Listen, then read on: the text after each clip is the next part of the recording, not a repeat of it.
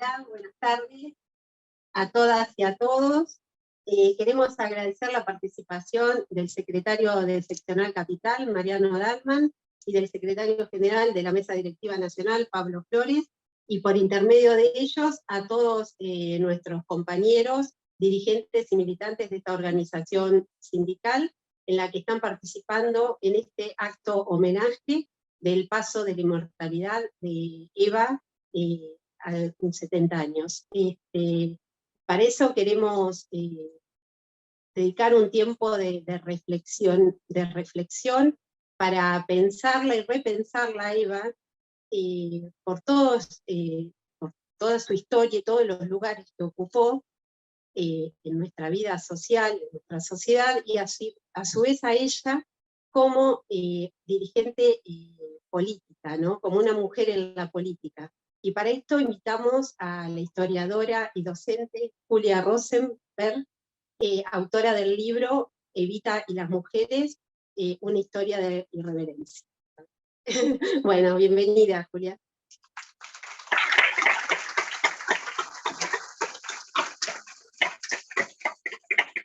Hola, ahí está. Bueno, ¿cómo andan?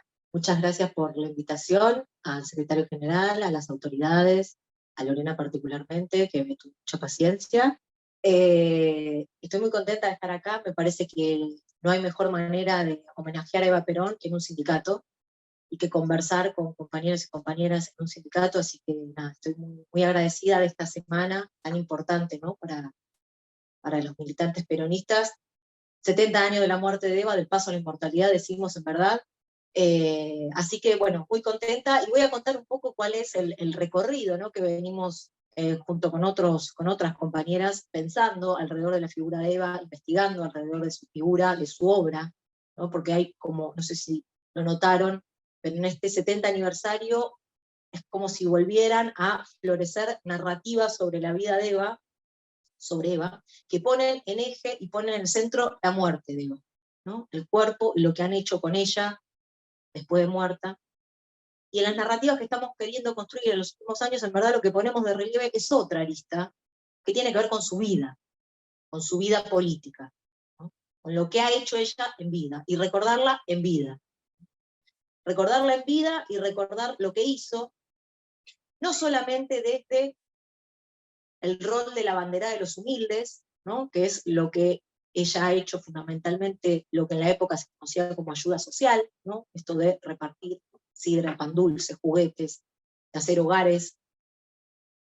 Esa arista está contada, ¿no? Está contada también su rol como compañera de Perón, está contado también que la ha vestido Christian Dior, ¿no? Hay muchas aristas de la vida de Eva que en estos 70 años han sido narradas, y sin embargo teníamos la sensación, desde hace un tiempo a esta parte, que había una arista de su vida que había sido dejado de lado de esas grandes narraciones. Y esa arista tiene que ver, como decía la compañera que habló antes, en su rol como dirigente política. Pensar a Eva como una mujer que construyó y que disputó poder. Y pensar a Eva como una dirigente política tiene que ver con fundamentalmente dos aspectos, que fueron los dos aspectos sobre los que ella construyó su rol de dirigente política, que es lo que ha hecho con las mujeres y lo que ha hecho con el movimiento obrero organizado. Sobre esos dos pilares, Eva Perón construyó su poder. Por eso un poquito quería hoy referirme a estas dos aristas, a estos dos brazos políticos sobre los que Eva construyó. Y por supuesto, si hablamos de las mujeres, sin dudas, hay que poner en el centro una ley, ¿no? La ley 13.010, sancionada en 1947, que se la suele llamar como ley de sufragio femenino, ¿no? Ley de voto femenino, que en verdad es reducirla, llamarla ley de voto femenino. Es una ley que en verdad se llamó ley de los derechos políticos de las mujeres. ¿Cuál es la diferencia entre llamarla de una manera y llamarla de otra? Bueno, la ley de voto se reduce al voto, y cuando hablamos de los derechos políticos de las mujeres estamos hablando de que la ley además que hace que el Estado Nacional y los Estados provinciales le entregan a las mujeres un documento. Es decir, hasta 1947 las mujeres eran únicamente reconocidas por el Estado como esposas de, hijas de, madres de. A partir de 1947 y la sanción de esta ley, el Estado la reconoce a la mujer en sí misma, como una ciudadana, como un sujeto político, con derechos y responsabilidades. Esta ley, entonces, hace eso, ¿no? Le da un estatuto a la mujer de ciudadana, de sujeto político, le da el voto, y le da algo más, esta ley de los derechos políticos de las mujeres, que tiene tantísimo que ver con el peronismo, porque esto sí que no lo reclamaban las feministas previas. Esto es una impronta que le da el peronismo a esta ley, que es que a partir de esa ley, las mujeres no solamente podemos elegir, sino que además podemos ser elegidas. A partir de esta ley, a partir de 1947, las mujeres tienen la capacidad de ser diputadas, senadoras, gobernadoras, intendentas, presidentas, en igualdad de condiciones que los hombres. Y eso se lo impone el peronismo, se lo imprime el peronismo, no era un reclamo que venía de antes. Y muy del peronismo que fue también, ¿no? Se sabe que el peronismo, se dice, es el movimiento político, esta famosa frase, ¿no? Mejor que decir es hacer, ¿no? Que el peronismo es mucho de los hechos, ¿no? De lo concreto, de la respuesta material. No por nada la marcha dice en uno de sus versos la realidad efectiva, ¿no? Hay algo de lo concreto que es muy del peronismo, no los grandes ideales, ¿no? del comunismo, del socialismo, sino lo concreto. Bueno, ¿qué hace Eva Perón? Dice, ok, sancionamos los derechos en una ley, en un texto, pero no podemos conformarnos con eso. Y entonces, ¿qué hace Eva Perón? Crea la herramienta política para que esos derechos no queden solamente en palabras bonitas, escritas, sino que esos derechos se conviertan en una transformación real de la vida de miles y millones de mujeres. Y para eso crea el Partido Peronista Femenino, 1949, un año y pico después de sancionada la ley, 1947, ¿no? Fíjense, cuando se discute la ley, muy interesante, ¿no? Perón venía hablando de la necesidad de esta ley desde 1944, es decir, antes de ser presidente, siendo secretario de Trabajo y Previsión, venía diciendo la necesidad de que las mujeres se incorporen a la política. Entonces rápidamente, ni bien llega presidente, en junio del 46 asume, en agosto, 2 meses después, senadores está discutiendo esta ley, que la manda Perón al Congreso. Todos hombres discutiendo derechos de mujeres, entre paréntesis, y claro, los legisladores de la oposición dudan, no dicen que no, dudan, dicen, ¿por qué no lo dejamos para más adelante, la sanción de esta ley? Con 2 argumentos en las discusiones, ¿no? 2 argumentos proponen los legisladores de la oposición. Uno, que la mujer tiene el cerebro más chico, y que por ende no está capacitado para la racionalidad política, lo suyo es el terreno de las emociones. Y 2, que meter a la mujer en la política la distraería de su función primordial. Ser madre y ama de casa. Y estos argumentos que nos parecen hasta risueños hoy, eran un clima de época. ¿Qué quiero decir? Era lo que a mediados del siglo XX se creía respecto de la mujer, de derecha a izquierda, ¿eh? Alfredo Palacios, el gran socialista, tiene discursos donde dice la mujer tiene que estar en el lugar. Y marco esto para que entendamos también en qué contexto Eva, las compañeras que estuvieron con Eva, hicieron la inédita experiencia política que tuvieron. Porque para hacer lo que hicieron tuvieron que vencer muchas resistencias contra lo que se suele decir que, bueno, esta ley va a salir, fuera el peronismo, fuera cualquier otro gobierno. Vieron que siempre que el peronismo hace algo se dice eso, ¿no? Como, bueno, la asignación universal por hijo la creó Lilita Carrió. Bueno, pero la hace el peronismo. Bueno, esto es lo mismo. La ley 13.010 iba a salir, bueno, la sancionó el peronismo, y no solamente la sancionó el peronismo, sino que rápidamente el peronismo lo que hace es que esta ley se convierta, nuevamente, como decía antes, en una realidad. Partido Peronista Femenino, ¿qué hace rápidamente Eva? Una estructura en igualdad de condiciones que el de los hombres, cada uno con su conducción, cada uno con su normativa. Eva genera una estructura diferente a la de los hombres, una delegada por provincia, que tenían a cargo a su vez subdelegadas, que tenían a cargo porciones de territorio más chiquitas, municipios, pueblos. ¿Con qué objetivo? Con el objetivo de ir casa por casa, tocando la puerta, invitando a todas las mujeres del territorio nacional a participar de la política. A que salgan del hogar, es diferente a lo que decían los compañeros de la oposición, a que salgan del hogar a participar de la política, a entregarles una libreta cívica, a empadronarlas, a explicarles qué había que votar, cómo se vota. Eso hace el Partido Peronista Femenino. En menos de 2 años, 3.600 unidades básicas por todo el país. Y es muy exitoso porque las elecciones, las primeras en que las mujeres podemos votar, 1951, elección en que Perón es reelecto, votan más del 90% del padrón de las mujeres. Más de 4 millones de mujeres votan en estas elecciones gracias a ese trabajo tan voraz que hizo el Partido Peronista Femenino. Y hay algo más ante estas elecciones, muy importante, que es que Eva Perón encarna una disputa al interior del movimiento. Todos sabemos que los cierres de listas son complejos, vamos a decirlo así, de ciertas tensiones, ciertas pujas. Bueno, Eva Perón encarna una disputa hacia el interior del movimiento a ver cuántas compañeras del Partido Peronista Femenino van a ir en las listas. Fíjense lo que estoy diciendo, ¿no? Incluso antes de que las mujeres voten, hay una mujer que ya está disputando dentro del peronismo espacios para las otras compañeras, ¿no? Es un montón, es un montón. Y Eva Perón es muy exitosa en esta disputa porque logra 133 candidatas legisladoras entre Congreso Nacional y legislaturas provinciales. 133. Y además logra que las 133 entren. Es decir, que las pone en lugares lo suficientemente estratégicos arriba como para que entren. Yo doy siempre el mismo ejemplo porque me parece que es muy gráfico, ¿no? Chile saca una ley más o menos de los derechos políticos de las mujeres en el mismo momento que nosotros. La primera vez que votan las chilenas, al Congreso de Chile entra una legisladora. En la Argentina dijimos 133. O sea, es un número absurdo para la época. No existe país republicano en el mundo que tenga esta cantidad de mujeres legisladoras. Al punto tal es tan excepcional ese número que cuando llega el golpe del 55, el Congreso Nacional estaba compuesto 24% por mujeres. Con el golpe de Estado este número desciende prácticamente al 0 o 2%, y recién se supera el número que había en el 55, ¿cuándo? Más de 40 años después, a fines de la década de los 90, y gracias a la ley de cupo, ¿no? La del 91, que obliga a los partidos políticos a llevar el 30% de mujeres en sus listas. A mediados del siglo XX se logró este número sin necesidad de ninguna ley. Explicable únicamente por el enorme impulso y la enorme convicción que tenía Eva Perón, que tenía que haber mujeres representantes en la política. No bastó la ley 13.010, hicieron falta 2 leyes más, la de cupo en el 91, la de paridad más recientemente, para que el sistema político entienda que tiene que haber compañeras en las bancas. Y algo interesantísimo también de todo este proceso que genera Eva Perón, ¿no?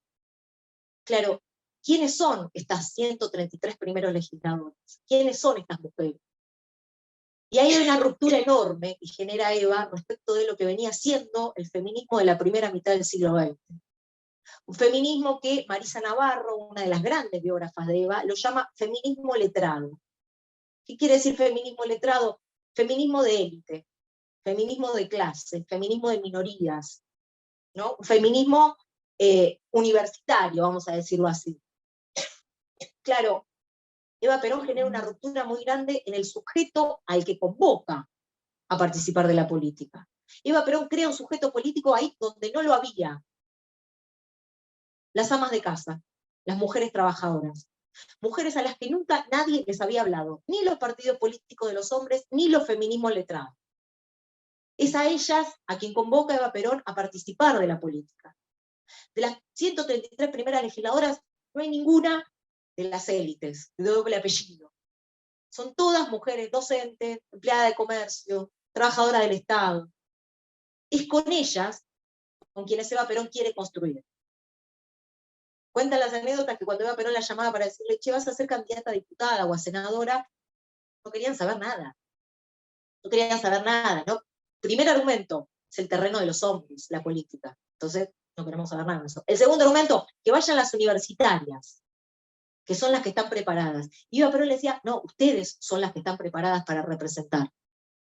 Interesantísimo ese cambio, ¿no? Esa discusión que genera Eva Perón con las feministas que además venían peleando durante décadas por la ley de voto femenino. Cuando es Perón el que va a sancionar esa ley, el gobierno peronista el que va a sancionar esa ley, no quieren saber nada, se oponen a la sanción de esa ley.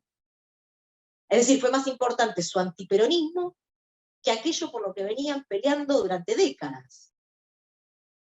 Bueno, interesante ese problema para pensar. quería leerles un fragmento de La razón de mi vida, también un texto tan mal leído, no tan poco leído. Sin embargo, su masividad es tan grande como la del Martín Fierro, ¿no? Los dos textos más masivos de nuestra cultura son el Martín Fierro y La razón de mi vida, y sin embargo La razón de mi vida se ha dejado de leer, ¿no? Ya nadie lee La razón de mi vida. Recomiendo volver a leer La razón de mi vida. La razón de mi vida es un texto que se dice autobiográfico. Se solía usar a mediados del siglo XX que las mujeres, de las primeras damas, escriban un texto autobiográfico contando cómo en su vida privada había afectado que su compañero, que su pareja sea presidente, ¿no? Entonces hablaban de su vida privada, muy a los Julián Aguada, podríamos decir. Bueno, acá Eva Perón usa su texto autobiográfico y no habla de su vida privada. Es un manifiesto político. Es decir, Eva Perón rompe con el género autobiográfico para hacer un manifiesto político, como es La razón de mi vida. La razón de mi vida está dividida en 3 partes: las causas de mi misión, los obreros y mi misión, las mujeres y mi misión, ¿no? Fíjense los 2 polos sobre los que le decía que Eva construye su poder: obreros y mujeres. Y en el último apartado de las mujeres hay un subtítulo que se llama Una idea. Y dice así, Eva Perón: porque en realidad con las mujeres debe suceder lo mismo que con los hombres, las familias y las naciones. Mientras no son económicamente libres, nadie les asigna ningún derecho. Y después sigue y dice, nadie dirá que no es justo que paguemos un trabajo que, aunque no se vea, requiere cada día el esfuerzo de millones y millones de mujeres, cuyo tiempo, cuya vida, se gasta en esa monótona pero pesada tarea de limpiar la casa, cuidar la ropa, servir la mesa, criar los hijos, etc. Aquella asignación podría ser inicialmente la mitad del salario medio nacional, y así la mujer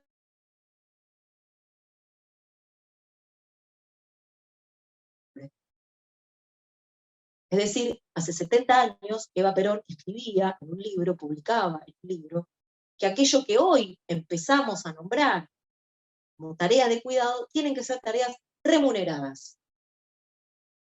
Y además dice después que esta asignación podría incrementarse por hijo, ¿no? Así que también ya proponía la asignación universal por hijo hace 70 años.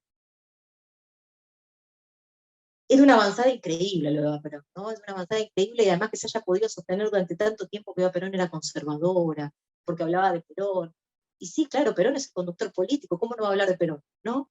En este texto se ha dicho, Eva habla de Perón como el cóndor y ella un gorrión, entonces se disminuye. Claro, porque es un manifiesto político y está hablando de la conducción que es Perón.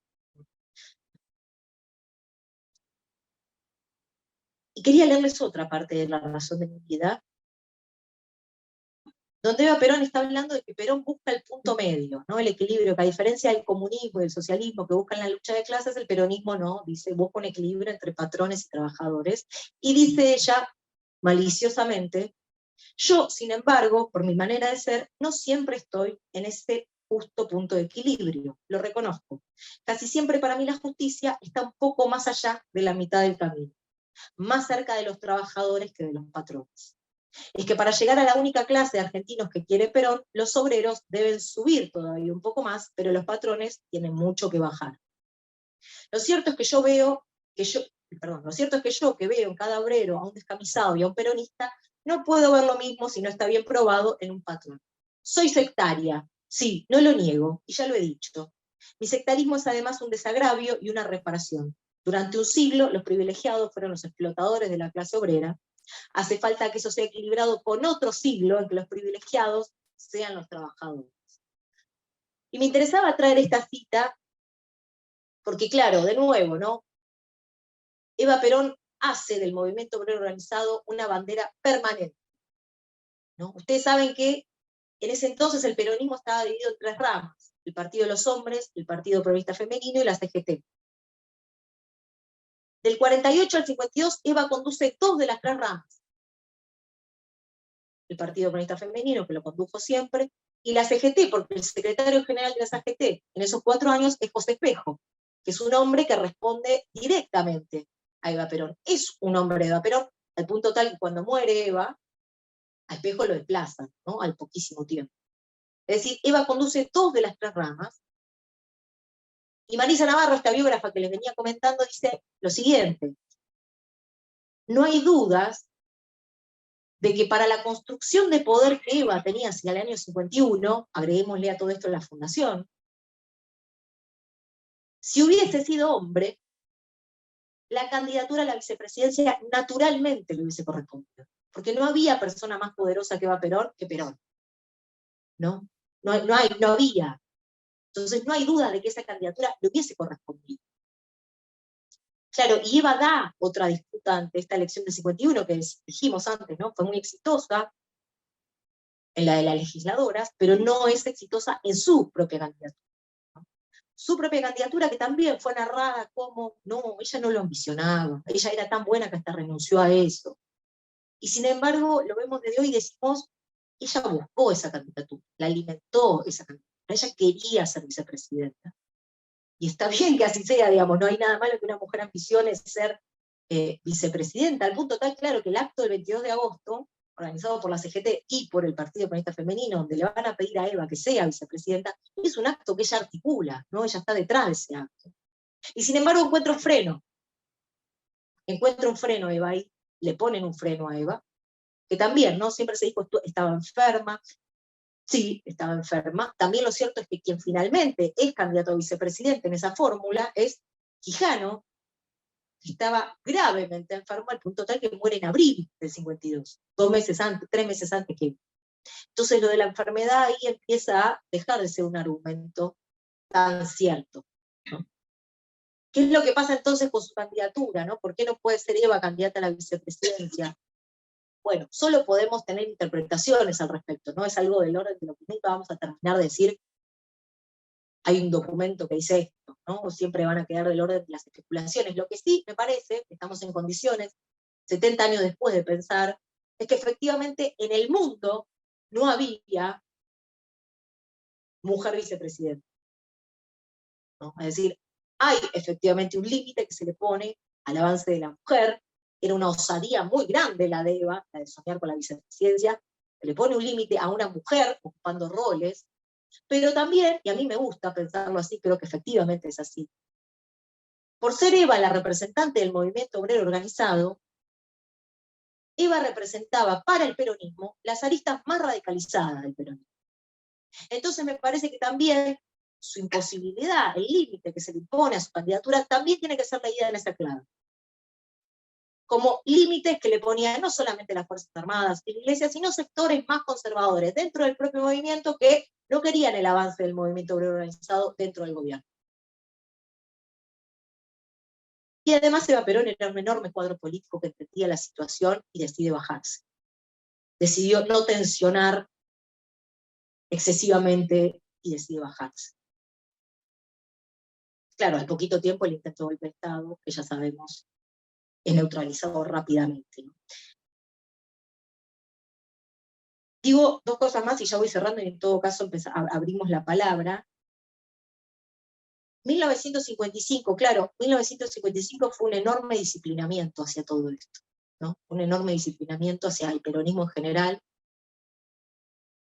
Me atrevería a decir hacia la experiencia de estas mujeres en particular, ¿no?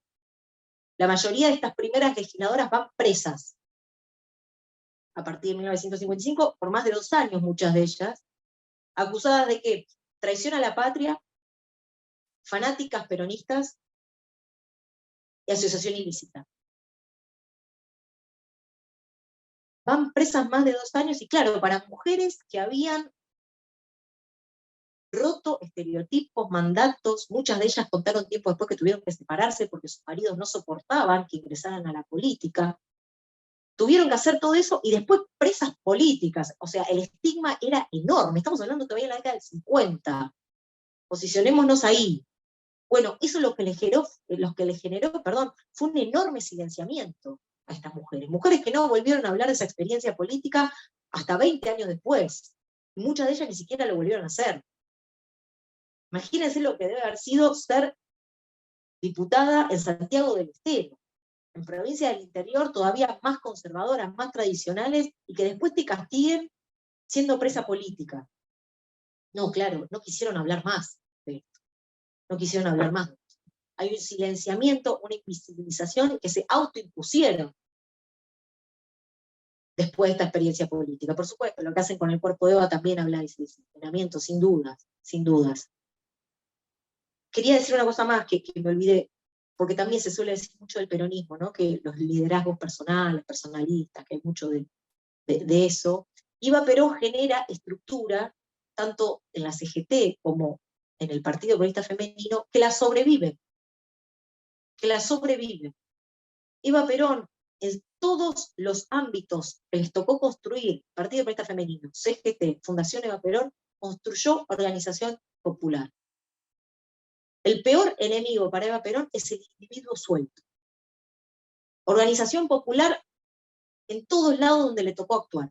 Y fíjense, al tal punto es así que el Partido Comunista Femenino la sobrevive incluso a su muerte. Generó un partido, una estructura, que incluso en las elecciones legislativas del 54, el Partido Comunista Femenino vuelve a poner más de 100 legisladoras en Congreso Nacional y legislaturas provinciales.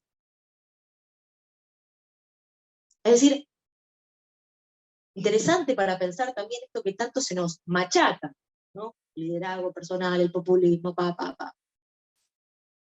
Entonces, estaba con lo del silenciamiento, ¿no? Claro, hay una frase muy bonita de Rodolfo Walsh, que yo la cito siempre mal, pero en todo caso desconocida, o la buscan en la web, pero Rodolfo Walsh dice en la CGT de los argentinos, ¿no? Años 68, 69, algo así como, las clases dominantes han procurado que las clases subalternas no tengan memoria, y que cada vez que emprenden una lucha crean que la están emprendiendo de cero. ¿Qué hace eso? Debilita la lucha.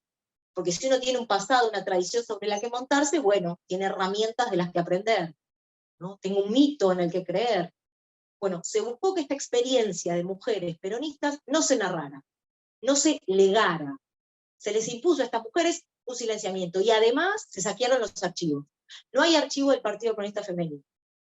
Hace pocos años se digitalizó el archivo personal de Rojas, Isaac Rojas, el vicepresidente de la dictadura que se impone en 1955, que se encontró en los archivos privados de Isaac Rojas, archivo del Partido Comunista Femenino. Es decir, había sustraído para que esta memoria no circule. Por eso, ¿no? Es importante porque a veces el feminismo ha creído que todo empezó en el 2015 y que no había nada en nuestro país de lo que aferrarse. Tenemos una enorme tradición en nuestro país de lo que empezamos a llamar últimamente el feminismo popular. Tenemos una enorme tradición en nuestro país que empieza nada más y nada menos que con Eva Perón. Y fíjense, en el barrio de Puerto Madero están los nombres de Julieta Lanteri, de Alicia Moro de Justo, de Victoria Ocampo. No hay calles con los nombres de las primeras legisladoras.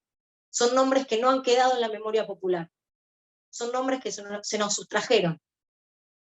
Hay un castigo impuesto sobre estas mujeres desde el año 1955 y 70 años después no han recibido su justicia estas mujeres.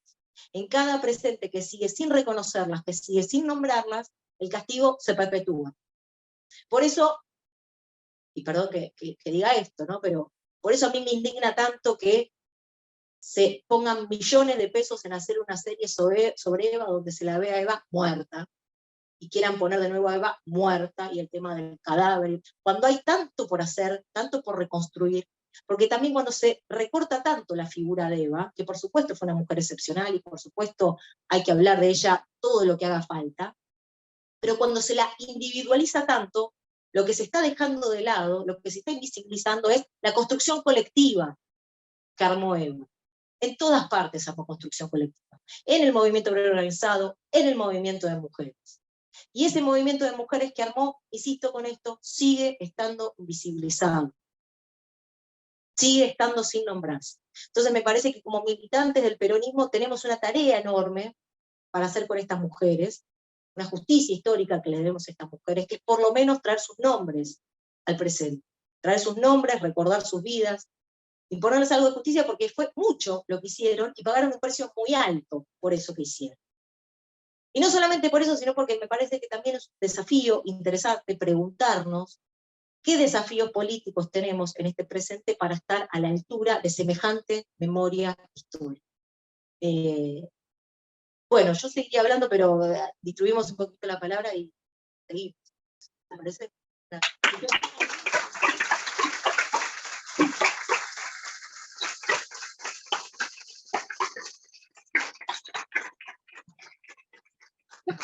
Bueno, muchas gracias, Julia.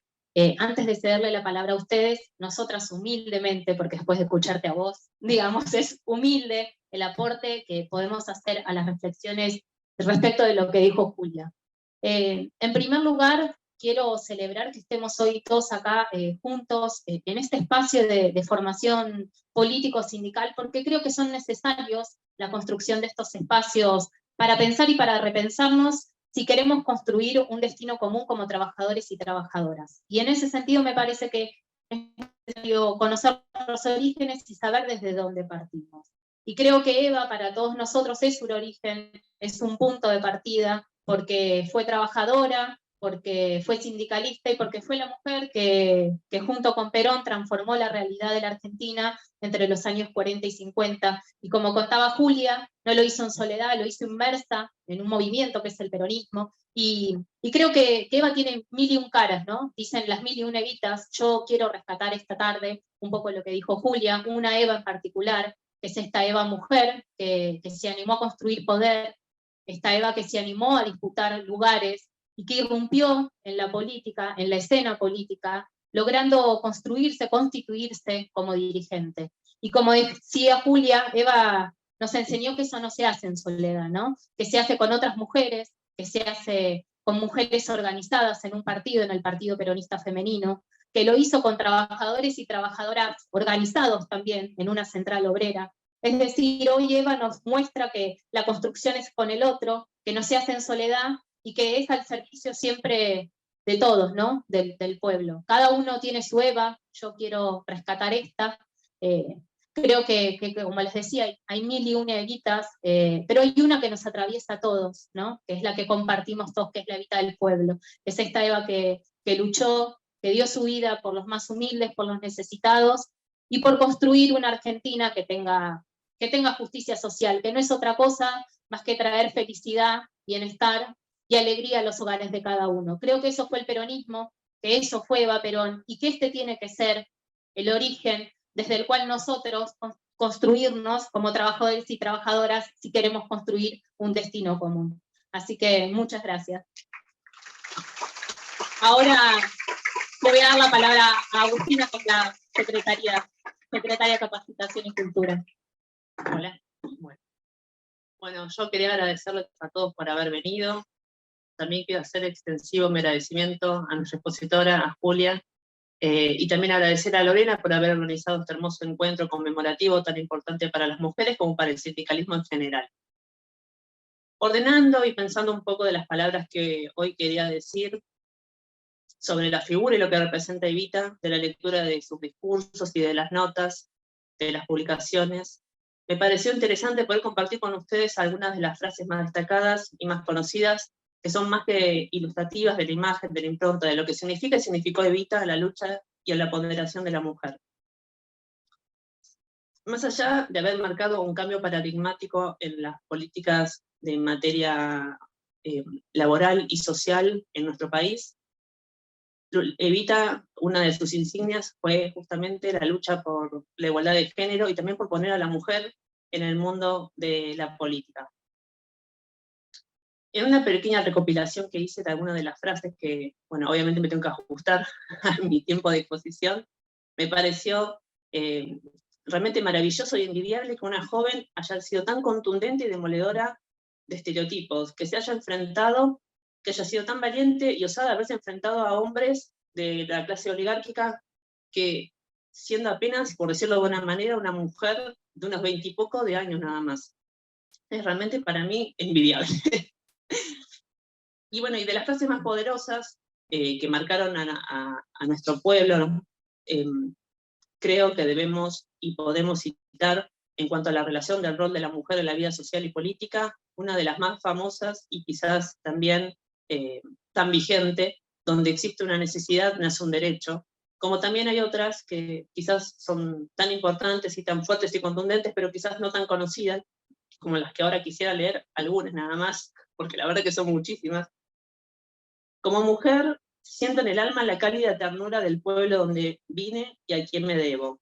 Ha llegado la hora de la mujer que comparte una causa pública y ha muerto la hora de la mujer como valor inerte y numérico dentro de la sociedad. De nada valdría un movimiento femenino en un mundo sin justicia social. Ha llegado la hora de la mujer que piensa, juzga, rechaza o acepta, y ha muerto la hora de la mujer que asiste, atada e impotente, a la caprichosa elaboración política de los destinos de su país, que es en definitiva el destino de su hogar. Ha llegado la hora de la mujer argentina, íntegramente mujer en el goce paralelo de los deberes y derechos comunes a todo ser humano que trabaja, y ha muerto la hora de la mujer compañera ocasional y colaboradora íntima. Ha llegado, en síntesis, la hora de la mujer argentina, redimida de tutelaje social, y ha muerto la hora de la mujer relegada a la más precaria tangencia con el verdadero mundo dinámico de la vida moderna. Vosotras mismas, espontáneamente, con esa cálida ternura que distingue a las camaradas en una misma lucha, me habéis dado un nombre de lucha, Evita.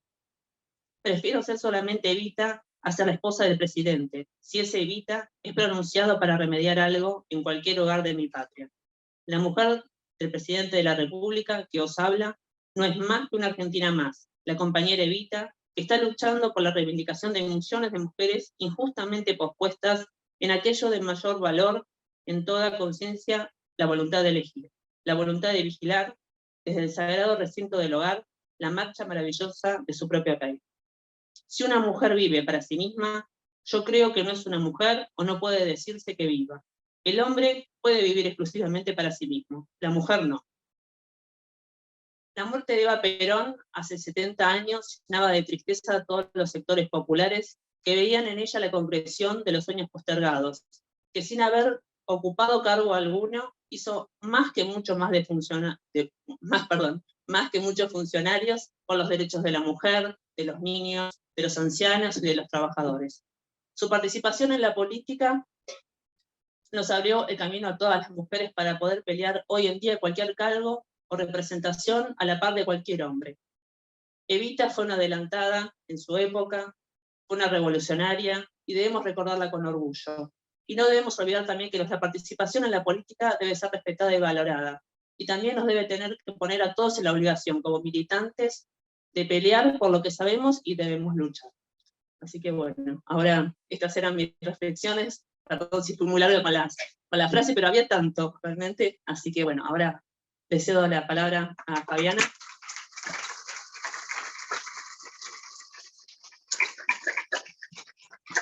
Bueno, gracias Julia. Me pareció una maravillosa exposición. Gracias compañeras, compañeros. Y esta semana que es tan importante para todas y todos nosotros, la verdad me llevó a reflexionar en este campo, en esta mujer, ¿no? Esta mujer tan fuerte que, digamos, esa persona política, ese sujeto político, porque no empezó ella con Perón, ella empezó en el sindicato de artistas de radio, es decir, que sus inicios no fueron con Perón, ella fue Eva Duarte antes, y ya tenía esa sensibilidad, ya tenía ese ser político que se debe tener para conducir. Y sin embargo, y en esto lo han dicho ya quienes me precedieron, jamás en contra del hombre, sino a favor. De hecho, la CGT, o en igualdad de condiciones, perdón, no a favor, la CGT la ha respetado. En su momento fue quien estuvo detrás de la Secretaría de Previsión, la enviada por el propio Perón, que de allí sus lazos se unen a los de nuestra querida CGT. Entonces, esa sensibilidad de tiempo, de época, que solo puede tener alguien que conduce, y en este caso una mujer, en ese contexto histórico, me parece que es algo que tenemos que resaltar y que no podemos olvidar. No podemos olvidar porque hoy tenemos muchísimas más oportunidades, porque hoy las mujeres tenemos otros caminos, los caminos eran más acotados, armó toda esa estructura con sus delegadas censistas, la cual la tenían además al tanto de todo, porque nada desatendía.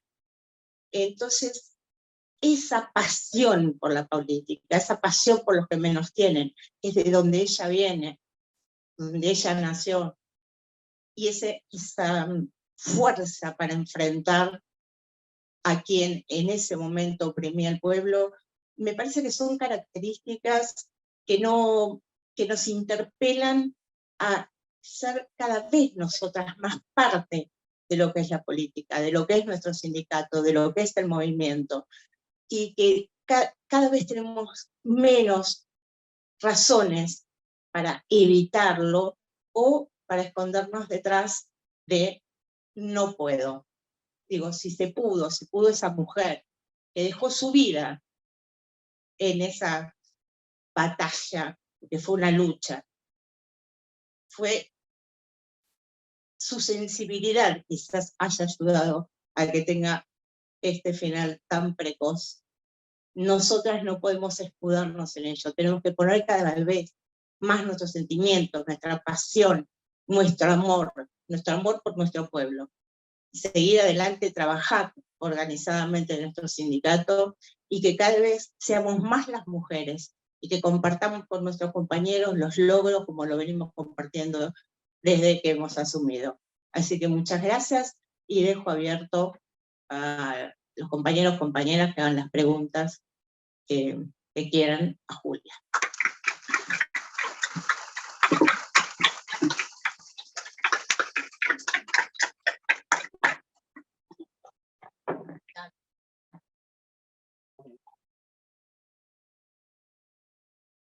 Tal vez sumar un poquito, no sé si se escucha.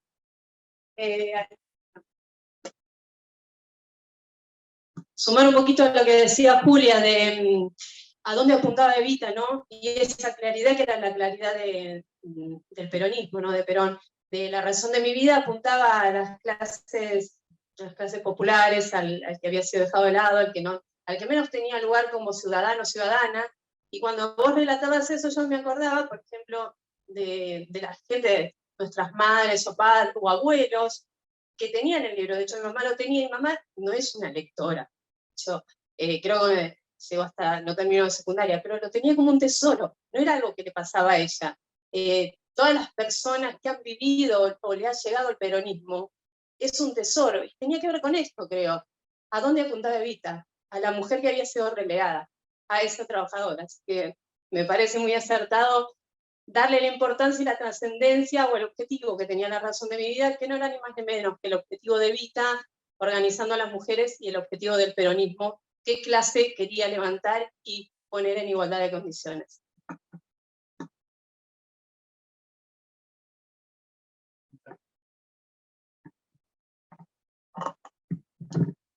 Hola, ¿qué tal? No, simplemente yo quería hacer un comentario, pero era un dato de color, referido a lo que dijo Julia, porque ahí me cierran un montón de cosas que me pasaron a mí.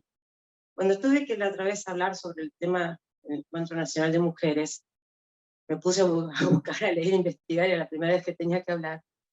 Y a mí se me vino a la cabeza, yo nací en el barrio Simón Bolívar, ahí en Flores, en Parque Chacabuco, lo que se hizo Perón, rodeada de viejos peronistas, y entre ellos estaba y de exdiputados y ex senadores.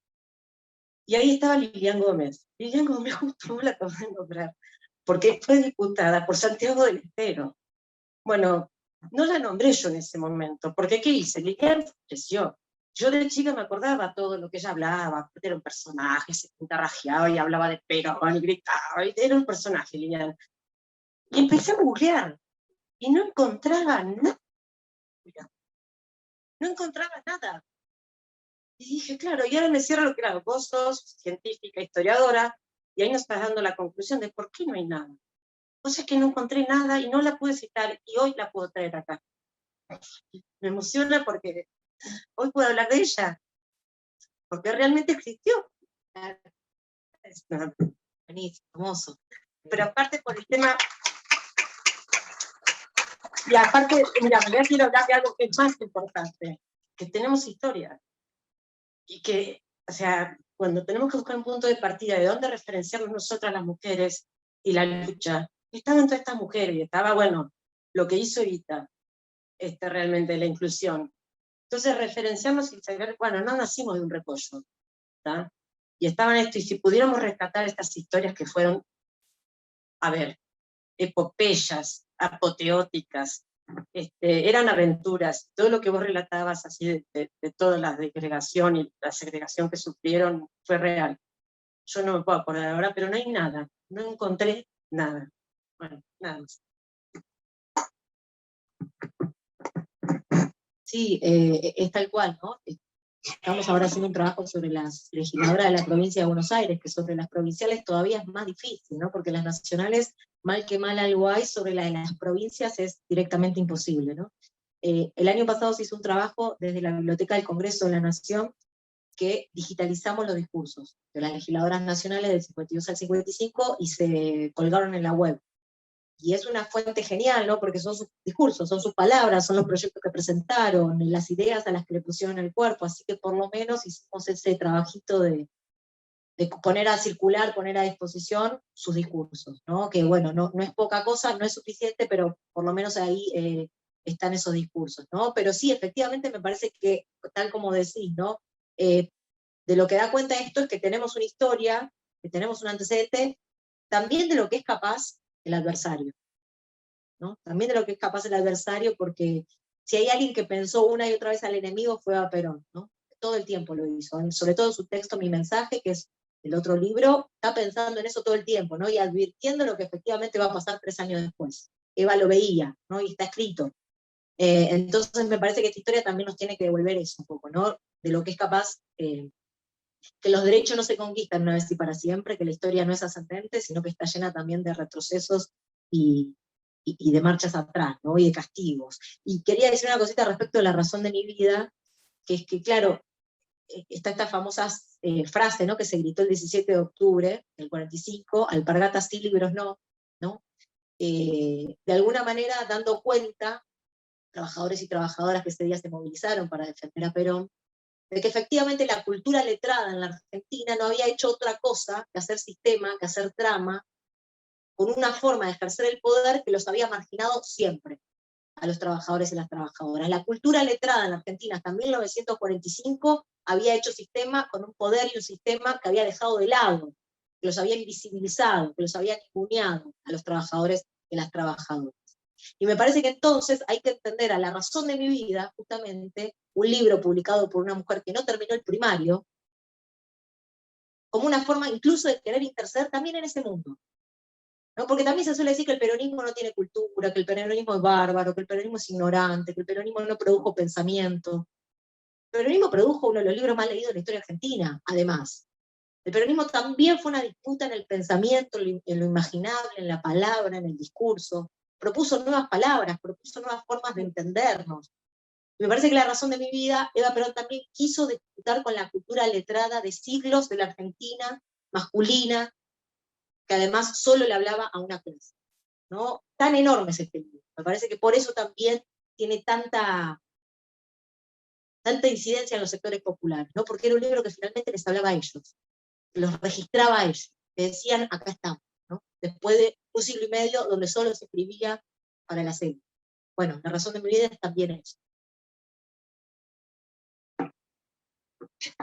Hola. Yo reflexionaba un poco sobre lo que contabas del castigo a la irreverencia de Evita y de las mujeres en su época, del poder real, cómo las borra de la historia, cómo ultraja sus cuerpos.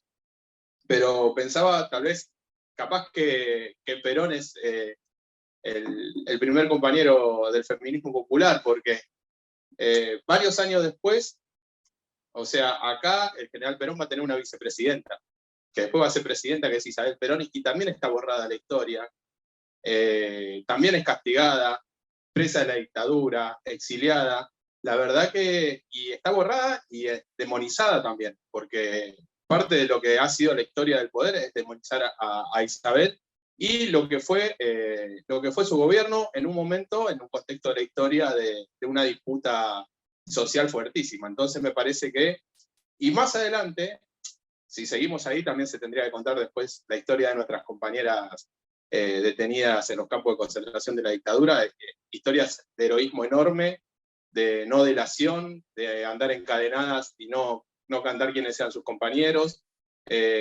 y más adelante, viniendo a esta época, el castigo enorme también que le hace el poder real a Cristina, donde asociación ilícita, presa, corrupta, chorra, zurda, montonera, todo lo peor, vive en Recoleta, no sé qué, si no, si esto, si lo otro. La verdad que con las mujeres que han sido irreverentes y parte de nuestro movimiento y que han luchado contra las lógicas del poder real, se han ensañado y las han lastimado todo lo que se pueda, creo yo, en eso de condicionar a poder seguir, no solo las mujeres, sino todo el movimiento a enfrentarse al poder. Pero claro, en lógica de mujeres, siempre mucho más fuerte y la hazaña siempre mucho más grave, pero se ha repetido y me lo que decía, ¿no? De cómo se ensañaron con Evita y las primeras legisladoras y cómo siguieron ensañándose a lo largo de la historia hasta el día de hoy. Está buenísimo lo que traes, porque pues efectivamente, ¿no? Perón crea, siendo secretario, ¿no?, de Trabajo y Previsión en el 44, la primera dependencia del Estado Nacional dedicada a pensar los derechos de las mujeres, ¿no? Es decir, hasta el 44 no había en el Estado ninguna institución, ninguna dependencia particular específica para pensar los derechos de las mujeres. La crea Perón en el 44, bajo la esfera de la Secretaría, ¿no? Y pone al mando a Lucila de Gregorio Lavie, una feminista. Y desde ahí empiezan a impulsar la idea de la ley de sufragio femenino, ¿no? Desde ahí. Y sí, efectivamente, ¿no? Hay algo en Perón que sí, que no sé si da para llamarlo feminista, quizás es un poco mucho, pero efectivamente habilitó un espacio que no había habilitado ningún otro presidente. No sé si vieron esos cuadros que en la Casa Rosada están todos los cuadros de todos los presidentes. Perón es el único que está retratado con su compañera. El único cuadro de un presidente que está con su pareja es Perón, que está con Eva. Eso es como representación, sencillamente, pero quiero decir, efectivamente, Perón habilitó un espacio que Eva tomó y también construyó con él. Pero sin duda no se explica Eva, sino se explica por que Perón efectivamente tenía eso. Y además un dato, cuando Perón parte al exilio, en el 55, el Partido Peronista Femenino, que se convierte en rama rápidamente, no vuelve a tener nunca la incidencia que tuvo durante los años de gobierno de Perón. Quiero decir, cuando no estuvo Eva, estuvo Perón, que garantizaba que el Partido Peronista Femenino tenga una presencia y tenga la tercera parte de la importancia dentro del partido. Cuando Perón parte al exilio, a la rama femenina se la come el Partido de los Hombres. Se la come, porque bueno, no hay conducción ahí que esté regulando eso, y la dinámica propia de los propios militantes se la termina comiendo la rama. Y sin duda, tal como decís, ¿no?, algo parecido se puede pensar también de Néstor y de Cristina. Siempre que hubo leyes ligadas a la cuestión de género, fue gobierno peronista, ¿no? Algunos ponen la ley de divorcio bajo el gobierno de Alfonsín. La ley de divorcio se sancionó en el año 54, por primera vez, ¿no? Quiero decir, todas las leyes que se sancionaron respecto de los avances de las mujeres, o las diversidades, o las cuestiones de género, fueron bajo gobierno peronista. Y no me cabe la menor duda que eso tiene que ver con una concepción de ampliar, ¿no?, de incluir a todos los sectores, de la justicia social, entender que la cuestión de género no es algo apartado de la justicia social, forma parte de la misma cosa, ¿no? Forma parte de la misma cosa. Hola. Bueno, una de las cosas que yo no estaba tan de acuerdo con el tema de que Perón era el primer feminista. Yo creo que Evita le apretó lo suficiente las clavijas y las bolas como para, digamos, tener que habilitarla. La creo como una mujer muy poderosa, brillante, y que bueno, una de las cosas, entiendo que también él tenía que ser permeable, pero de ahí a decir que era el primer feminista, creo que estamos lejos. Eso por un lado. Y por el otro lado, porque bueno, porque estuvieron hablando de todas estas compañeras, ¿no? De Eva, y también hablaron de Cristina. Tanto Eva como Cristina tenían poder político propio, digamos, un peso político que fueron construyendo en forma propia. Entonces me parece como un poco degradante pensarlo que estaba al amparo de sus compañeros. Ese es un problema mío que, digamos, es forma de ver. Eso por un lado. Por el otro lado, Evita hizo visibles a los invisibles, ¿no? Esto que decías vos, que hasta ese momento se habían ignorado. Pero no solo los hizo visibles, sino que les dio lo mejor que se podía dar. Y esto significa mármol en los hospitales, casas de lujo para los obreros, y equiparar y hacer tomar conciencia a la gente que el trabajador merece todo. Porque ¿qué es lo que nos vamos encontrando a lo largo de la historia? A lo largo de la historia, con estos terribles retrocesos que implican, no sé, las dictaduras o los procesos de derechización de las sociedades y demás, son retrocesos donde yo he llegado a escuchar, pero ¿cómo no le agradeciste a a Pirulito que te pagó el salario? Y vos decís, pero yo soy el empleado, ¿cómo voy a agradecerle? Digamos, él es lo que es porque yo soy quien soy. Entonces, ubicar a la mujer y al obrero, al trabajador, en el mejor lugar y como merecedor de las mejores cosas. Ese creo que fue el rol fundamental de Evita. Cuando yo bailo tambo, ¿no? Y ¿cuándo se llenaron las milongas de gente? En la mejor época de Perón y Evita. Llegó el 55, las prohibieron. Digamos, el proceso de deshistorización, de borrado de derechos y de accesos, es en forma permanente. La derecha nos habla de un presente continuo, como si, no sé, fuéramos cuestiones de evolución natural. Y de natural no tiene nada los procesos sociales. Y agradezcamos que estuvo Evita, o Perón, estuvo Evita, porque si no, hoy nosotros seríamos, no sé, como Haití, o como África, ¿me entienden? O Chile mismo. O sea, uno creo que fue la gran hacedora de la conciencia popular y creo que hay que rescatarla desde ahí, porque nos hizo sujetos de derechos completos, y que tenemos el derecho a acceder a lo mejor para nosotros, para nuestros hijos, si los tienen, y para todos los demás. Eso nada más. Bueno, muchas gracias. Muy, muy hermoso lo que decís, y sí, efectivamente, ¿no? Lejos estamos de querer decir que Eva y que Cristina son gracias a su marido, ¿no? Pero sí, sencillamente sí decir que efectivamente hay una concepción igualitarista dentro del peronismo, o por lo menos dentro de esas conducciones, ¿no? No quiero desplegarlo para todo el peronismo, porque como venimos diciendo, es un movimiento que tiene sectores y sectores. Pero sí, lo que está diciendo, hay una cita que ahora no voy a encontrar, pero está ahí en el libro también, que ella dice en La razón de mi vida, a mí me dices, si no tengo miedo, que los pobres se acostumbren al lujo que les doy de la fundación. Dice, y sí, yo quiero que se acostumbren al lujo, ¿no? Y como muy interesante cómo va retrucando esta idea de cómo les va a dar el lujo, y diciendo, sí, claro, hay que nivelar para arriba, ¿no? Esto que estaba diciendo, los pobres tienen que ascender, pero los más altos tienen que bajar, ¿no? Y esto que decís, estaba con Lorena que me venía marcando, que claro, hay algo del peronismo, muy del peronismo, de que hay una urgencia por la felicidad del pueblo, ¿no? El objetivo político del peronismo no es como en el comunismo, ¿no? Llegar a una sociedad iguales dentro de 3 generaciones, pero en el medio tenemos que ser sacrificados, ¿no? Para llegar en algún momento a esa utopía, donde en algún momento vamos a ser felices, sino que para el peronismo la felicidad es en el presente.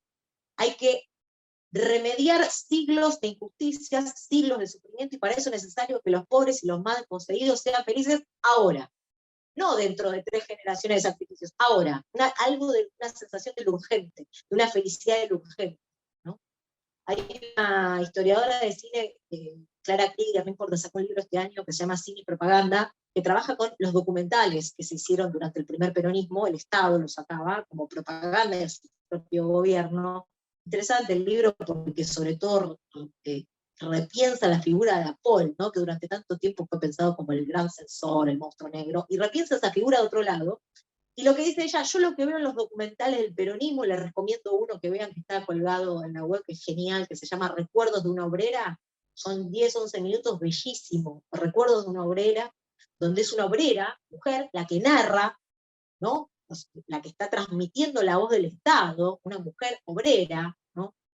Y está contando las medidas, ¿no? Cómo es su vida, que siendo una obrera, y que se va a ir de vacaciones, y que el día de mañana cuando quiera tener un hijo va a tener la guardería en el trabajo, y bueno, y va contando así. Y lo que dice Clara Krieger es, lo que yo veo en los documentales del peronismo es la utopía justicialista. Y me encantó esa frase, ¿no? Porque supuestamente el peronismo somos el movimiento que no tiene futuro, que todo lo derrochamos, que todo esto. Claro, lo del peronismo es la utopía justicialista, que es la felicidad del pueblo, ¿no? La idea es que tenemos que ser felices ahora, no dentro de 20 años, qué sé yo dentro de 20 años, ahora, ¿no? Y ese ahora tiene que ver con poder redimir, poder remediar injusticias de siglos. Bueno, me parece que hay algo de esa utopía justicialista que tenemos que pensar, ¿no? Que nuestro pueblo, sobre todo el 40% que está por debajo de la línea de pobreza, necesita que sostengamos, que la rellenemos, que la intentemos, que la volvamos a pensar. Sí, yo quería decir una cosa. Con el tema de donde hay una necesidad y un derecho, para llevarlo a la época de ahora, ¿no?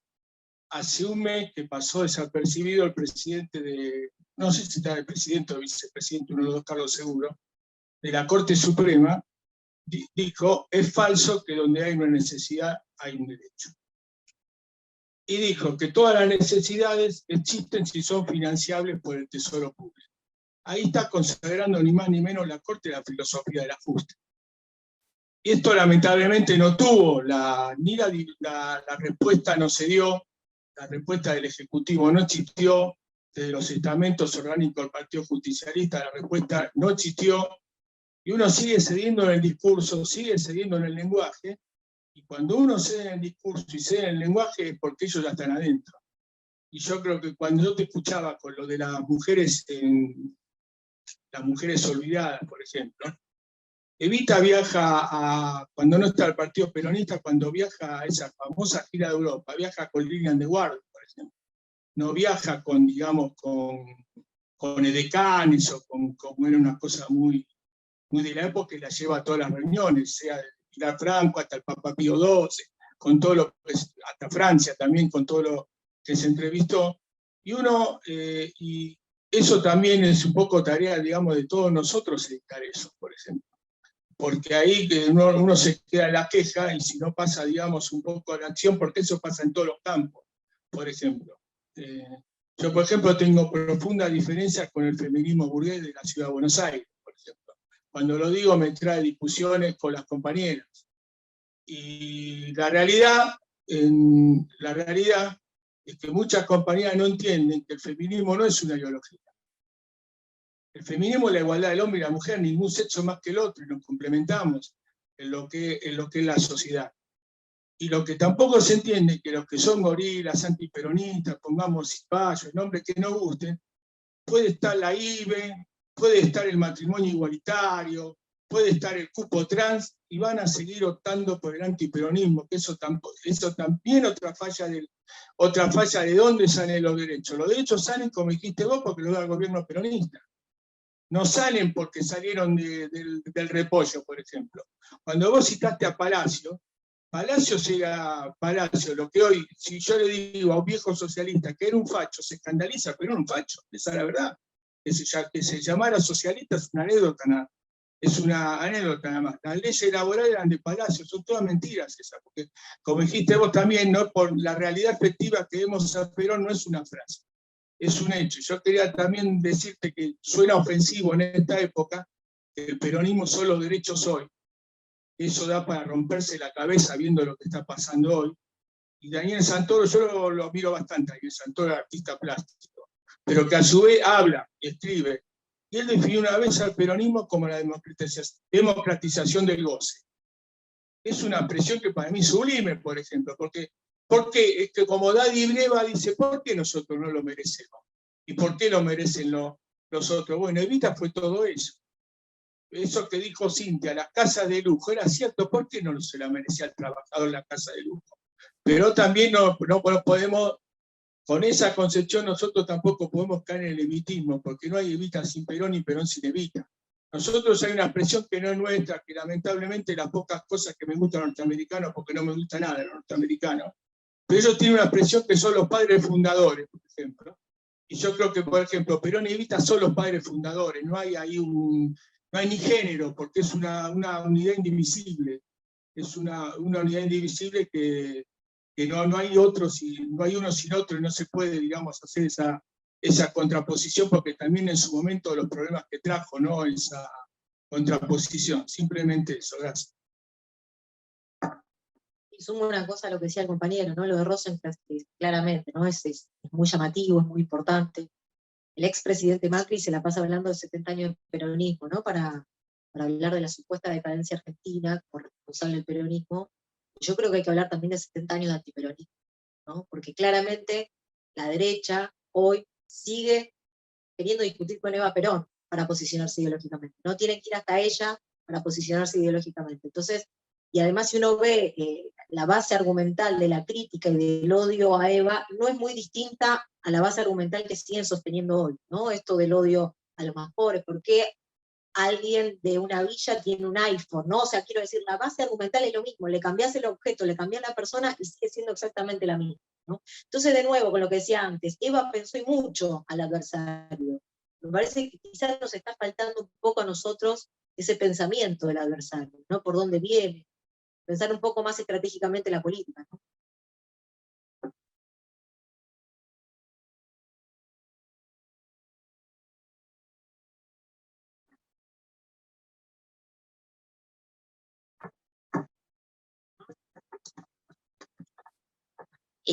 Una de las cosas que dicen, aparte del mito este de los 70 años de peronismo, que ojalá hubieran sido 70 años de peronismo, porque hoy no tendríamos al FMI adentro, ¿no? Y nos dicen, nos quieren burros, ¿no? A ver, fue el que hizo que la Universidad de Buenos Aires sea gratuita. Las universidades sean gratuitas. Fueron las gestiones que más escuelas inauguraron. Cristina, creo que fue Cristina la que más inauguró, pero entre Néstor y Cristina, 15 universidades, 3.000 y pico de escuelas en todo el país. Se les dio el conectar igualdad, ¿no? Y a los chicos, Evita les daba los juguetes, les daban los útiles, les daban los guardapolvos.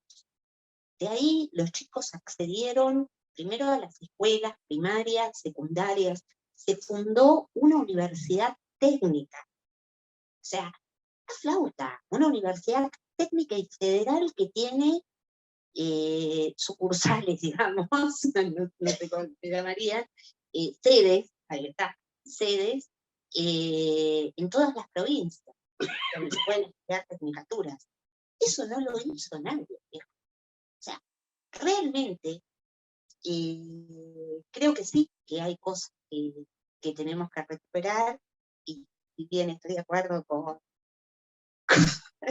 Ricardo respecto al tema de los binomios presidenciales y demás, yo sigo hinchando por eso. O sea, perdón, Richard. Bueno, nada más, disculpe. Julia, yo tomando un poco lo que vos decías del odio que muchos tienen contra Eva, contra su persona, un símbolo que perdimos en los 4 últimos años terribles que tuvimos que vivir con Macri, el símbolo más importante que tenemos nosotros es Evita, que la tenemos ahí en desarrollo social. Él tuvo la osadía de apagarnos a Eva durante 4 años.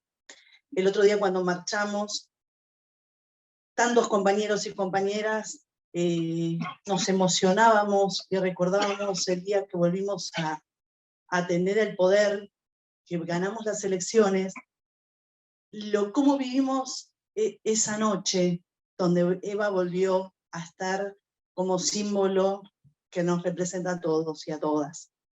Quieren siempre proscribirnos, quieren, por supuesto, ridiculizarnos, y hagan lo que hagan, nunca lo van a lograr. Y tenemos que seguir luchando justamente todos juntos, como para no volver a esos 4 años, porque ya vimos lo que es que esté la derecha al frente de un gobierno, y la verdad que tenemos un legado al cual seguir, al cual defender, y bueno, nos dejaron tantas herramientas que me parece que más que nunca tenemos que salir a las calles a militar todas para no volver a tener a Evita apagada. Gracias.